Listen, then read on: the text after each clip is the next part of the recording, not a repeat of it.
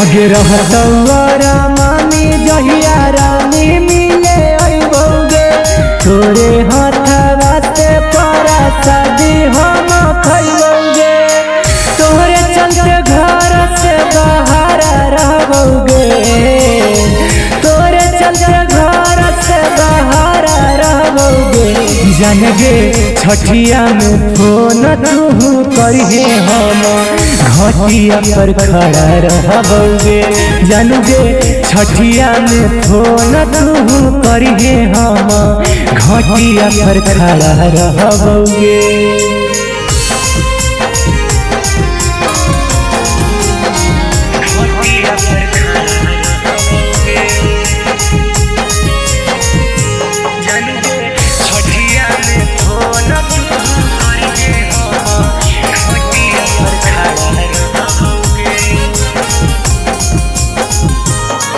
गे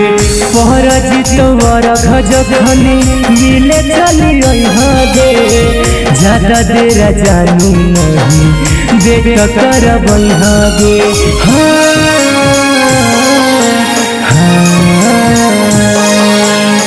पहरजितवर घजखनी मिले चली गे ज्यादा देर न जानू हमारा देख कर गे कह दिह पहले हम तैयार रहबौगे कह दिह पहले हम तैयार रहबौगे जानगे छठिया में फोन तू करिहे हम घटिया पर खड़ा रहबौगे जानगे छठिया में फोन तू करिहे हम घटिया पर खड़ा रहबौगे।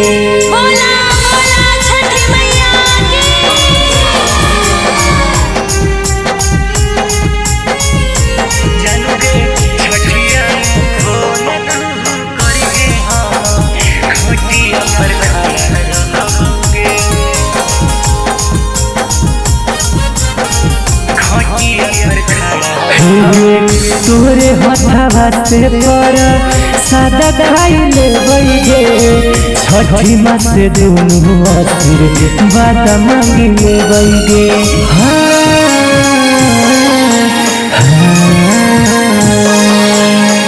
तोरे हथवा से पर सादा खाइले बैगे छठी माँ से दोनों असुर बात मांगिले बैगे